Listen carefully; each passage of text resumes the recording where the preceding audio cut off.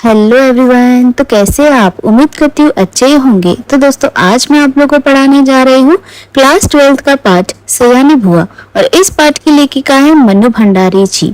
तो सयानी बुआ कहानी में सयानी बुआ लेखिका की अपनी बुआ थी जो हर काम को समय से करना ज्यादा पसंद करती थी। वह काफी कठोर थी, यानी बहुत ही रूड थी। सबसे अपनी बात मनवाने में माहिर थी। अनावश्यक चीजों का दुरुपयोग करना उनको बिल्कुल भी पसंद नहीं था। वह स्वयं स्कूल में एक पेंसिल को जब तक छोटा होकर हाथ में न आ जाए उससे लिखती ही रहती थी। रबर को भी 4-5 साल तक चलाती रहती थी। चीजों को संभाल कर रखना वह खूब जानती थी। लेखिका को अपनी बुआ के बारे में पिताजी से पता चला था। वह भी सयानी बुआ से बहुत डरती थी। एक दिन उनके पिताजी ने आगे की पढ़ाई के लिए उनको सयानी बुआ के यहाँ भेज दिया। लेखिका सहमे सहमे गई, यानी डरती डरती गई, और परिस्थितियां सच में बहुत गंभीर थी।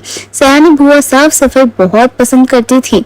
एक बार एक नौकर ने उनके 4 रुपए के कांच के डब्बे को तोड़ दिया था, तो उन्होंने उस बच्चे की बहुत पिटाई की थी। सयानी बुआ की बेटी अन्नू बहुत उदास रहती थी। अपनी माँ की डर से एक दिन वह बीमार पड़ गई थी। पहाड़ी परिवेश में जाकर भी ठीक हो पाती। सयानी बुआ ना जा पाए, इसीलिए डॉक्टर ने माँ को जाने से मना किया था।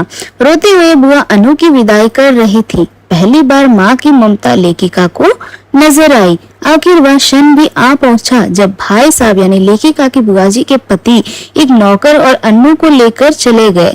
बुआ जी ने अन्नू को खूब प्यार किया, रोई भी, और उनका रोना मेरे लिए नई बात थी। उसी दिन पहली बार लगा कि उनकी भयंकर कठोरता में कहीं कोमलता भी छिपी है। पर दूसरे ही दिन घर वैसे ही चलने लगा, और भाई साहब का पत्र रोज आता था जिसमें अन्नू की तबीयत के समाचार रहते थे।